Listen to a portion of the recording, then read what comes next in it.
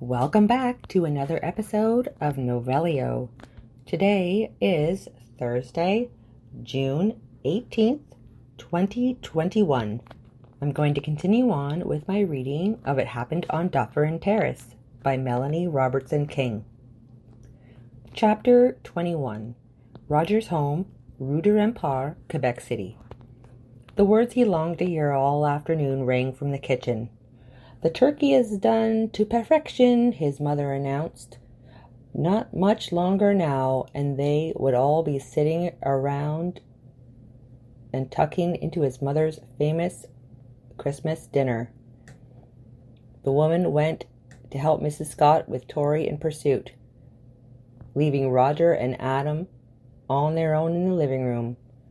The young boy on his knees in front of the cabinet meant only one thing. He was looking for another movie. "Why don't you give it a rest for now?" He tried to make the suggestion gentle. "Set the table or something." After the boy trudged off, Roger tipped his head back and closed his eyes. Today was the best Christmas in many years. He dozed off, thinking about the day, letting the cooking aromas channel him back to his childhood. "Supper's ready," his mother said in his ear, jolting him awake. How long had he napped? His Timex displayed he spent well over an hour in the land of Nod. Once upright, Roger stretched and strolled to the dining room table.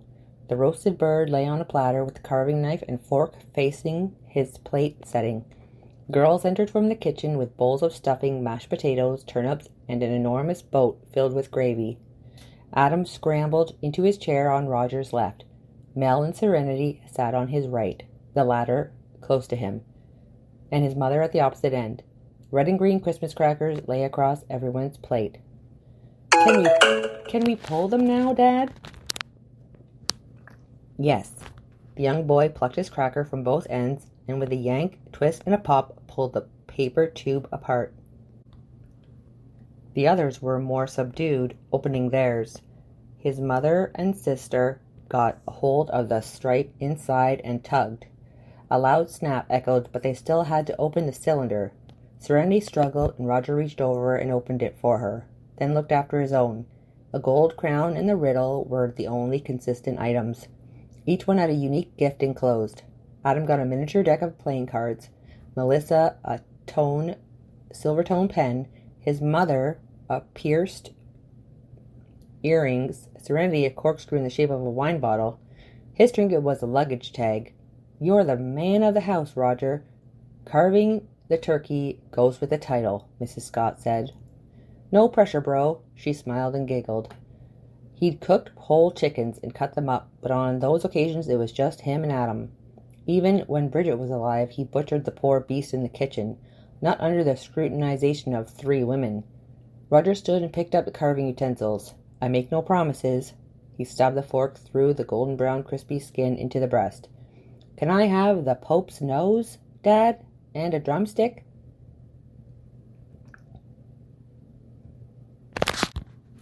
He removed the requested parts from the bird and deposited them on Adam's plate.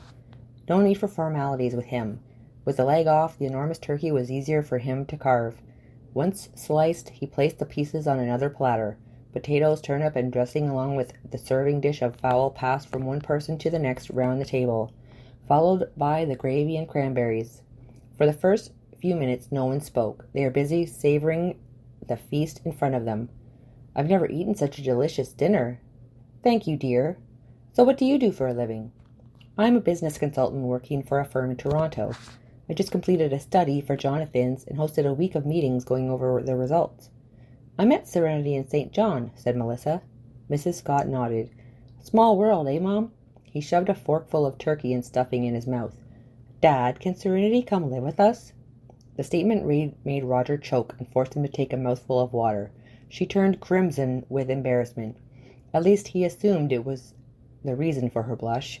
He was fond of the woman, exceptionally fond. But was it far too soon to even think of living with her? An awkward silence fell over the room. The only sounds were cutlery against china. Then the pitch changed to on glass. Melissa was standing, tapping her goblet with the edge of the knife blade. "I have an announcement to make." "Let's have it, sis." "I'm moving to Quebec City." "Wow, Aunt Mel! What brought this on?" asked Roger. From the expression on his mother's face, she wanted to ask, but he beat her to the punch. "Gareth and I split up." She choked back a sob. Apparently this fellow, whoever he was dear to his sister. You never referred to him in any of your emails. "I'm having my things shipped here to this address. Hope you don't mind." She stopped talking long enough to swallow some water, then continued. "Managed to wangle a transfer to the Jonathan store here. Isn't that brilliant? Don't worry, I won't be under your feet for too long. I'm looking for an apartment, so once I find one, I'll be out of your hair." The disclosure stunned Roger. His baby sister separated from her partner, whom he knew nothing about, and now she was coming to his city. "Well done, Mel. Well, not on the breakup with your boyfriend, but your other news." Melissa smiled at him and sat down. During the silence, Serenity stood. "Since this is a day of announcements, I have one too." "Now what?" Roger took in a lungful of air and grinned at her despite worrying about what her revelation might be. "After the last meeting on Friday afternoon, my boss came to me and told me I got the promotion I wanted so badly for so long. So corner office personal assistant with, and dare I say, a substantial pay raise. After being here and experiencing a proper Christmas, I don't know how," said Roger. "A lot more than I ever had. Anyway, today and this last week spending time with you, your family, and your wacky dog have shown me there's more to life than job and money." Puzzled, he tried to work out where she was going with this statement. He didn't have long to wait. "Jonathan Drake has offered me an upper management position. He wants me to stay on and see this project through to completion. After that, I'll be doing what I did through Thacker Price and Associates, but dedicated to just one firm, Jonathan's." Melissa squealed. "That's wonderful. We'll be working together all the time." Her excitement was apparent. Serenity's news pleased him too. If she moved to Quebec City, or the vicinity, he would be able to see her. "I didn't say yes yet. I told Mr. Drake I need to think about it." "'Tis a big decision." Serenity nodded and sat. "What's for dessert, Grandma?" "Pumpkin pie, fruit cake, shortbread, and plum pudding." "Can I have a piece of everything?" "Adam." Roger's tone spoke volumes, and he didn't say another word. "Pie, please." "Finish what's on your plate first." Dishes carried through to the kitchen and remnants scraped into the garbage, Mrs. Scott placed the china and cutlery into the dishwasher. A fresh pot of dark roast waited on the coffee maker. Roger took the carafe through to the dining room. After their dessert and table cleared, Adam brought out Monopoly, Ultimate Banking again. This time Roger sat back and watched so his mother could take part. Many hours later they declared the tournament over and crowned Serenity the winner. When the house finally fell silent that night, Roger flopped on the sofa. The day had been long. Adam woke up about 5 o'clock, and non-stop activity ensued since. He stifled a yawn, not wanting to appear bored. Serenity patted his thigh and settled next to him. The house was in darkness except for the Christmas tree. 2 gifts rested unopened beneath it. The wood fire, which had blazed all day, was now only embers. "We never gave each other our presents," he said. "You're right. Well, come on, we'll do it now." She leapt off the couch and sat cross-legged on the floor near the 2 packages. "Are you coming?" Roger joined her. They were close enough their knees touched. He passed her the one he purchased. "Go on, you first." She handed her gift to him. At the count of 3, 1, 2, 3. He tore open his, but didn't take out the contents. Serenity took her time and tried to remove the tape without damaging the wrapping. "Come on already, rip into it." Once she did, he yanked his out of the packaging. A red and black buffalo check scarf and corresponding flip-top gloves fell to the carpet. When Serenity pulled the paper away, an identical print hand-knit item lay in her lap. She looped the sash around her neck, then took Roger's from him, did the same with his. Her broad smile lit up the room. The 2 burst into laughter. In a fit of giggles, she fell over backwards. Hilarious. Two people who had only known each other a week could come up with carbon copy Christmas presents for one another. "What's all the noise down there?" Mrs. Scott called out. "Nothing, Mom." The interruption was embarrassing, but Mrs. Scott's timing made the situation funnier still. He was a grown man with a son of his own, but would always be a boy to his mother. By now the couple howled, they laughed so hard. "If you don't like your scarf, I'll return it." "You'll do no such thing." She held it to her chest. Roger didn't want the evening to end, but at some point he'd have to see Serenity back to the hotel. Sure, the city was safe, but now, close to midnight, they both needed a rest. Him more than her. "I'll have to see you home soon." "I suppose," she murmured. He stood and retrieved their coats. "Come on, Tori. Kill two birds, as the saying went. Escort her home and take the dog out at the same time." Parka and trapper hat on, Roger wound his new scarf around his neck and slipped the gloves on his hands. Serenity removed her neckwear long enough to put on her wool coat, then tied her wrapping. Fluorescent pink leash clipped to the dog's collar, they stepped out the door into the night. The sidewalk was too narrow for them to walk side by side with a dog. Once past Côté de la Canneterie, he guided Serenity to the other side. His touch was comforting. Today had been fantastic, so unlike any Christmas day she experienced before. Giddy with excitement, she turned, so she faced Roger and skipped backwards up the street. Her actions made Tori jump and bark. "I trust you enjoyed yourself with a portion of my family." "I did." They got back to the hotel too soon for her liking. "Let's go over." She pointed to the railing. Serenity rested her arms on the handrail. The prospect was incredible. Every night after dark, the lighting from the far shore danced on the water, and each night it was different. The river's strong current altered the waves continuously. A ship sailed downriver, its lights adding to the magic of the moment. Roger propped himself on his elbow and faced her. Tori sniffed the ground and plopped beside him. "I wanted to come back here to our spot, the place where we first met. Call me a softie, but meeting you is the best thing that ever happened in my life. If not for your crazy dog." Serenity bent down to pat Tori's head. "We wouldn't be standing here having this conversation." "Are you saying what I think you are? You're more important to me than anything." She moved forward and pressed her forehead to his chest. "Until today I didn't know what a proper Christmas was." His hands found her cheeks, and he tipped her head back. "What do you mean?" Serenity turned away. The embarrassment of her childhood burned her face. "What's wrong?" His voice, full of concern, made talking about her life more difficult. "You don't want to hear, I'm sure." Roger led her away from the rail to one of the benches. When she sat down, Tori rested her chin on Serenity's thigh. All those years of hurt and disappointment flowed from her eyes. "Tell me," he whispered. "I promise I won't judge." He brushed her teardrops away with his thumbs. She took in a ragged breath. "My parents were total wastes of space. I vowed I wouldn't turn out like them. My father was a work-shy alcoholic. On the occasions he had a job, he drank most of his earnings away. My mother couldn't cope with life, and two kids so frittered away her time locked in the bedroom.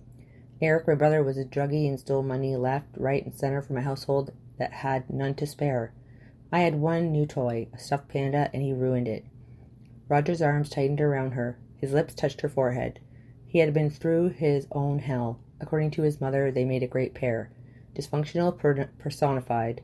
Sibling rivalry, jealousy, whatever label you apply, my brothers and sisters were far from angels. The words, while meant to be comforting, were not close to their intended purpose. Serenity straightened up and stared into his eyes. "Don't patronize me. You don't know. You'll never know." She stood and stormed back to the railing. Two strong hands gripped her shoulders. "Come back and sit down. Tell me," Roger said, and led her back to the bench. By now her tears flowed non-stop. "For as long as I can remember, we lived in an apartment on the top level of a house. The section of the city was one of the poorer ones, but at least the other kids had normal parents.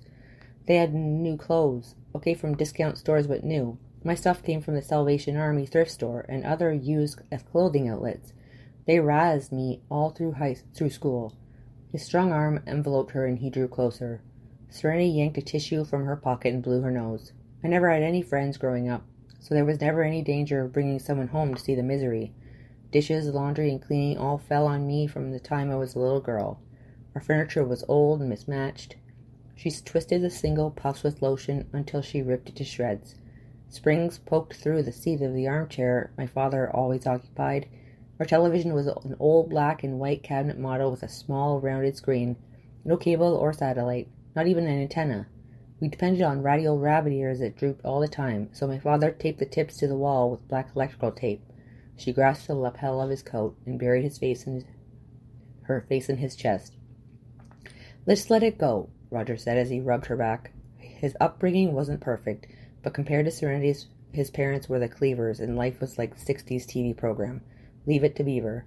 The house he grew up in was a modest brick 1.5-story home on Elm Street near Booth.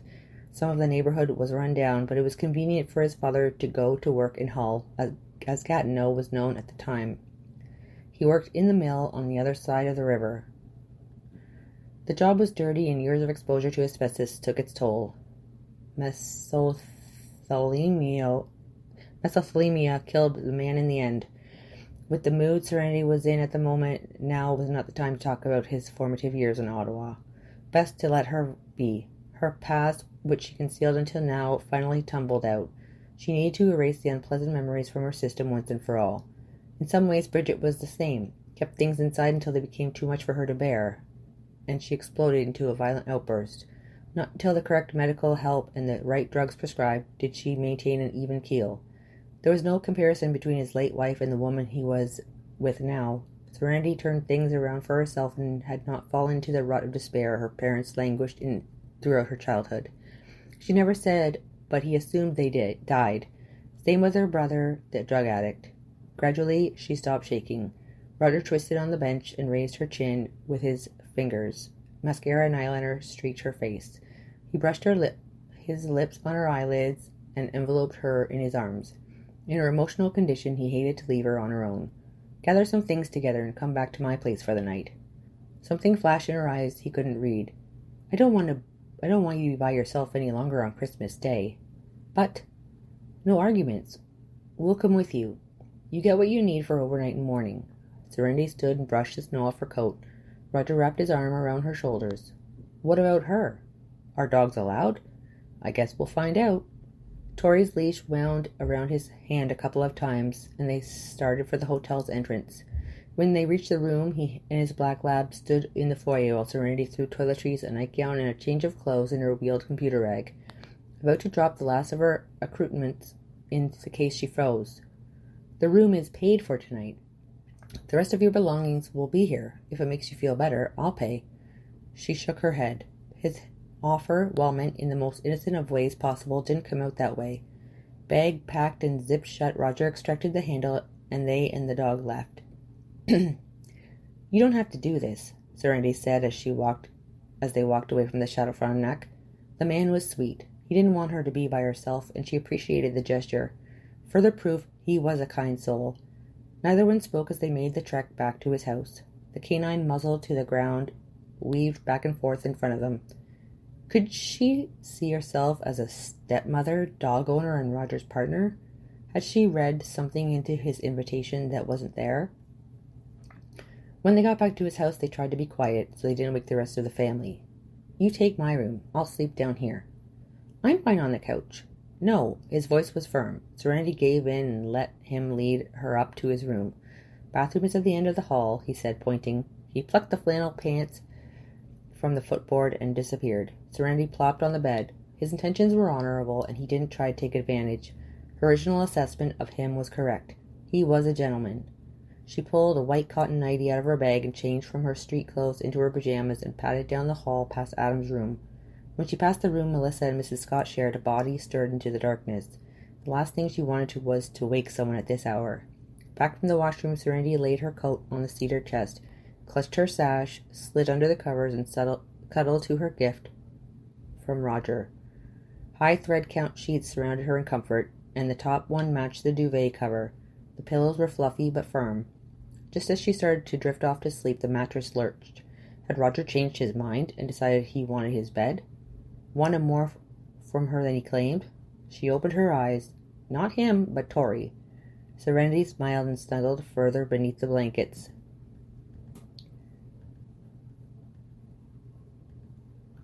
Chapter 22. Roger's home, Rue de Rempart, Quebec City. Mrs. Scott woke about 5:30. She crept out of bed so as not to disturb her daughter. Twin beds in the spare room were far more practical than the double, but Roger and Bridget wanted the one larger bed for when couples spent the night. When his wife died, her heart ached for the pain he and her grandson went through. If the girl had only received the proper help sooner, she might not have taken her life. Adam's bedroom door was closed and latched. Roger's was ajar. He must have been the one who flashed by the door in the middle of the night. She tiptoed down the stairs, trying to be noiseless so she didn't wake anyone. When she entered the living room, a blanket figure stirred. Melissa was upstairs. Whoever this was too big to be Adam. The woman carried on to the kitchen and started a pot of coffee. The hinges on the door creaked. When she turned, Roger stood in the opening.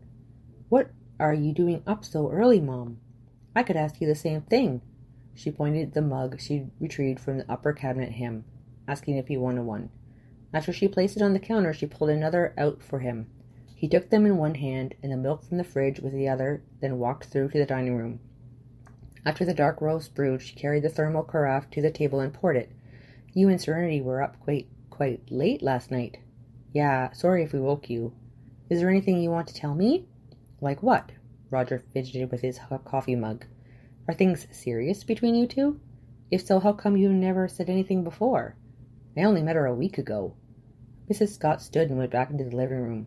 She removed the duvet from the unoccupied sectional and folded the eider down. She turned to her son, holding the blanket in her arms. He was hiding something from her. After raising 5 children, she knew when one of them was less than truthful. She tapped her foot on the floor and waited for him to open up. "Serenity spent the night.